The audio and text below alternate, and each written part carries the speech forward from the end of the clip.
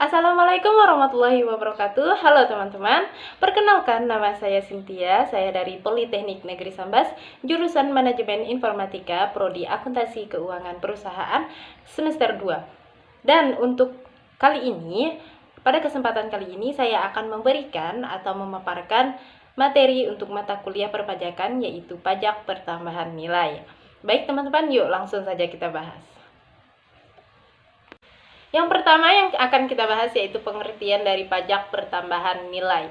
Pajak pertambahan nilai adalah pungutan yang dibebankan atas transaksi jual beli barang ataupun jasa yang dilakukan oleh orang pribadi maupun wajib pajak badan yang telah menjadi pengusaha kena pajak atau yang biasa kita sebut sebagai PKP. Jadi teman-teman, pihak yang berkewajiban dalam memungut, menyetor, dan melaporkan PPN adalah para pedagang ataupun penjual. Namun, pihak yang berkewajiban untuk membayar pajak itu sendiri adalah konsumen akhir. Kemudian pembahasan yang kedua yaitu karakteristik dari pajak pertambahan nilai. Langsung saja, karakteristik dari pajak pertambahan nilai yang pertama yaitu merupakan pajak tidak langsung. Yang kedua, multi tahap atau multi stage yang artinya dikenakan pada tiap mata rantai, jalur produksi maupun jalur distribusi pabrikan. Kemudian yang ketiga yaitu merupakan pajak objektif.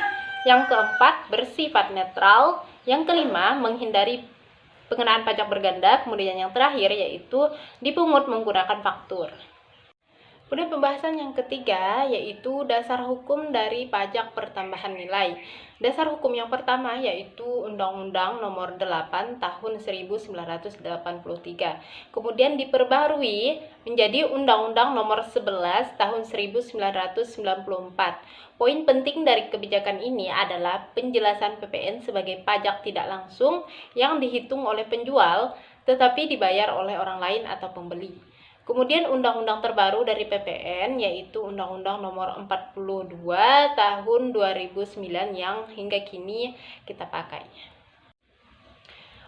Lalu untuk dasar hukum pemungutan, penyetoran, dan pelaporan PPN diatur melalui PMK nomor 197 garis miring PMK titik 03 garis miring 2013.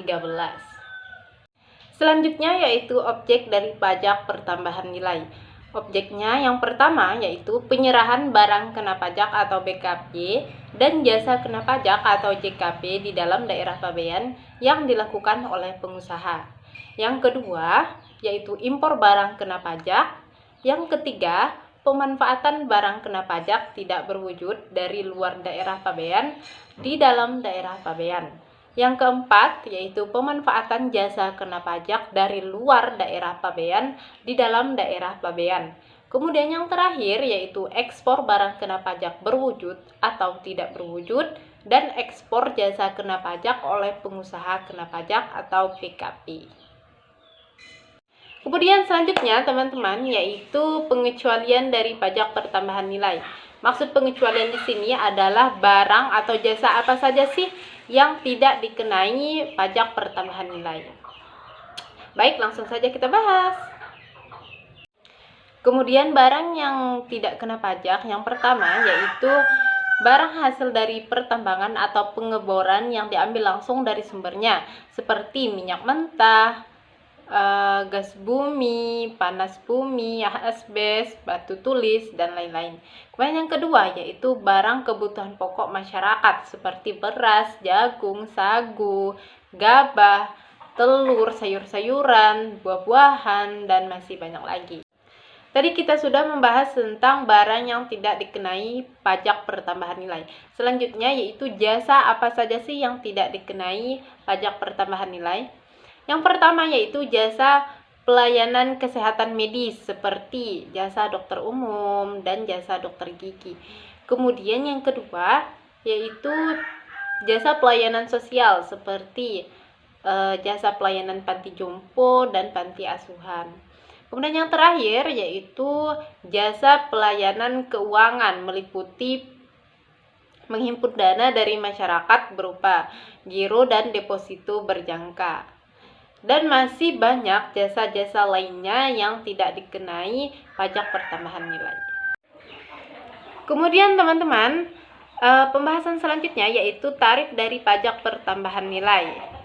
Tarif PPN menurut Undang-Undang Nomor 42 Tahun 2009 yang pertama ditetapkan bahwa tarif dari PPN sebesar 10%. Kemudian tarif PPN sebesar 0% ditetapkan atas yang pertama ekspor barang kena pajak berwujud, yang kedua ekspor barang kena pajak tidak berwujud, kemudian yang ketiga yaitu ekspor jasa kena pajak. Lalu tarif pajak sebagaimana dimaksud pada ayat 1 dapat berubah menjadi paling rendah 5% dan paling tinggi sebesar 15% sebagaimana diatur dalam peraturan pemerintah. Baik teman-teman, untuk memahami lebih lanjut mengenai materi pajak pertambahan nilai, mari kita bahas contoh soal berikut. Misal, tokoh makmur menjual 20 unit kulkas dengan harga satuan sebesar 6 juta. Lalu, berapakah pajak pertambahan nilai yang wajib disetorkan oleh tokoh makmur? Langkah yang pertama yang harus kita cari terlebih dahulu adalah DPP dari penjualan 20 unit kulkas. Caranya bagaimana? Yaitu dengan cara 20 unit kita kalikan dengan harga satuannya yaitu 6 juta. Totalnya sebanyak 120 juta.